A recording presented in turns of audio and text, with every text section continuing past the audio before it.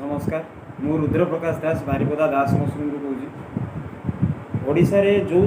छतु चाष करने जो भाई भौणी मैंने इच्छुक रोचंती जो भाई भौणी मानू छतु चाष उपरे नॉलेज दरकार जो मानू फुल ट्रेनिंग दरकार आउ जो छतु चाष जो मैंने आरंभ कर भल ओडिशा रे सब भल मंजीटा केमिति से माने पाई परिवे छतु चाष कले केते कौन लाभ अच्छी केते कौन प्रॉफिट अच्छी तार इन्वेस्टमेंट कौन रोची तार मार्केटिंग केमती रोची छतुर बाय प्रोडक्ट कौन कौन रोची ये सब विषय सबू आम पूरा फुल ट्रेनिंग दिया आम दास मशरूम तरफ जदि कहीं आप मंजी नापी चाहूँगी आमर मंजी ऑल ओवर ओडिशा